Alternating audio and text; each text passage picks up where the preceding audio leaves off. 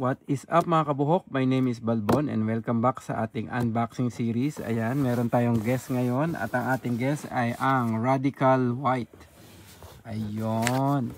Yan, sa mga bagong pasok po, sa mga bagong tambay sa aking social media, available po ako sa Facebook, Instagram, YouTube, TikTok at Trend. Ayan, makikita niyo po ako dyan. So inside the box, meron tayong chin curtain, yung dust bag at wala nang iba kundi manual tsaka lubricants. Yun lang naman talaga ang usually laman ng RX-7X.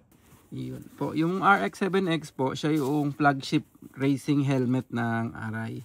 So pwede rin naman siya sa touring, pwede rin naman siya sa scooter or kung street bike, napaka versatile po niya. So ito po yung Radical White. Ayun.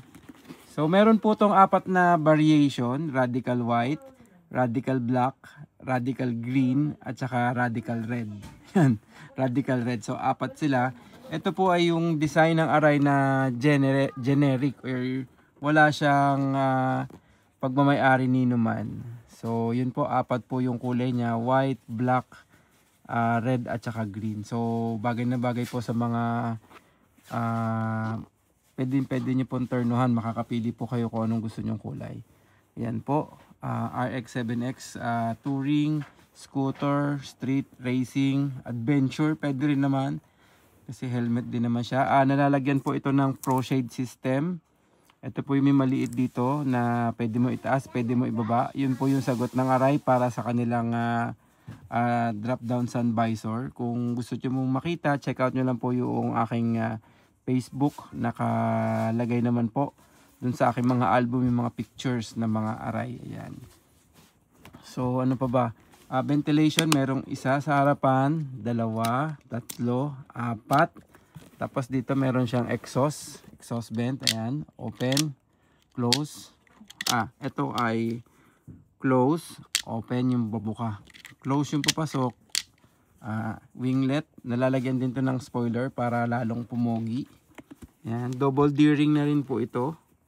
Ayan, tingnan natin kung anong date code. Date code po makikita dito or yung manufacturing date na sinasabi nila. Yan, ito po ay gawa noong 25/10/14. So year month date.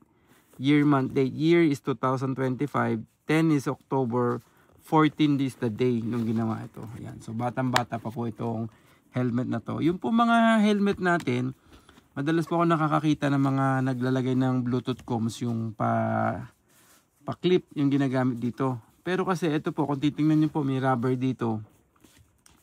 Pag po na-damage yan, hindi po yan basta-basta nakakabili.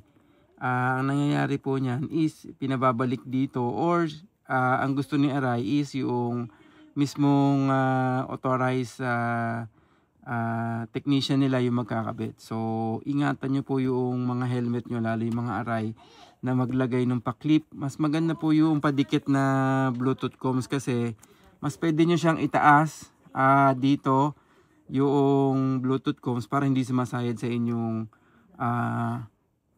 balikat. Ayan po. Tapos yung lens po nito, bukod sa Pro Shade, meron flat lens at ito po yung parang curve type kasi naka-curve siya. Meron din siya yung flat lens na pang racing. So yun po, anti-fog po hindi kasama, sold separately, pero pag bibili niyo po yung helmet, bibigyan ko po kayo ng mga discount dun sa mga anti-fog o kaya mga extra lens. So kung meron po kayong katanungan, mag-PM lang kayo sa Helmet ni Balbon. Lagi naman po akong online. And ride safe. Peace out.